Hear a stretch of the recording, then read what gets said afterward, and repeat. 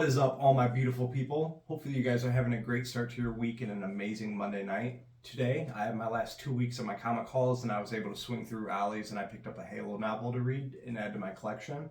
Just going to take a second to shout out Sector 2815. If you guys haven't followed or subscribed to him, his link and everything is going to be in the description and the bio of this video. I'm actually going to be on his Guess That Key show this Wednesday at 9:30 Eastern Standard Time. He reached out to me on Instagram. It's an absolute blast of a show where a few guys get together and we bring a random key book to the table, and you got to ask yes or no questions and kind of guess that character. It's really fun to hang out and chat and everything, so I hope to see you guys there. Also, everybody that hung out with me yesterday for my first live Sunday night set show, that means the world to me. I'm going to keep doing that every single Sunday and kind of make that a staple of my channel. Any of the homies are always welcome to hang out. If you have any issues, if you're having a bad day, a good day, anything, please always leave hashtag 1v1 in the chat, and I will sit down and talk about what we can do to make it better, change things, or keep building on that positive mindset, because I always want to start you guys off on the new week. Third, I'm on the road to 500. I'm not doing any tags or anything kind of until we get closer. I still have it. Me and Matt still have to do our 400 subscriber giveaway, so we still have to figure that out. But the support and the likes and everything that this channel gets, like I said, it always means the world to me. I'm not here for subscribers. I'm not here for any of that. I'm just here to interact with the community and share off things that I love. But interacting with you in the comments is really what makes each one of my days. I like to save up my comments from a couple days. I'll wait a day or two and reply to a bunch at once, especially if I'm having a bad day or at work or something. I'll sit down for an hour or something, reply to a bunch of comments, and it gets me in that right mindset. So let's break it down. Let's zoom in. Let's check out these books, people. Thanks. All right, everybody. We're going to start off with my Ollie's find. I got this for $2.99, so shout out to Ollie's. If you guys have one in your area, I 100% always recommend checking them out. But this is Halo Oblivion, a Master Chief story. I will always grab these Halo novels whenever I see them to add them to my collection. I'm going to start with our DC books today. We got Batman and the Joker, Deadly Duo, Book 3. Awesome cover on here with the gritty looking Batman. This is definitely one of my favorite DC books right now, even though I'm only reading a couple DC books. But the artwork is absolutely jaw-dropping. I highly, highly, highly recommend this book.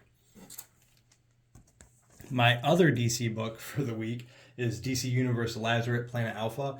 Shout out to Legion and a couple of the other boys. I promised you guys I was going to be diving a little bit deeper into DC. So DC Universe Lazarus is kind of my go-to event that I'm going to go to. I'm going to be getting all the one-shots as well, so... We'll go into Marvel, and we'll start it off with the Incredible Hulk facsimile. Is he man or monster, or is he both? I had to grab it. Always grab the facsimiles when you see them, for sure. Here we got Mandalorian number 7. This is a great way to recap the show with Season 3 coming out. Even though it's a carbon copy paste of the show, the artwork's good, the story's fantastic, and if you're a Star Wars fan, you can't go wrong with Mando. Ghost Rider number 10. This wraps up the first arc, I'm pretty sure. You got Ghost Rider and Exhaust, their final battle, or really first battle. But this is a great book, super horror vibes, the artwork's fantastic. I super recommend it. Carnage number 9. It's been hit or miss for me. Some issues are good, some issues are kind of weird and off the wall. I'm not really sure where it's going, but the covers are always great and the artwork's good, so I'm going to finish it out. Then we got Dark Web, The Amazing Spider-Man, number 17.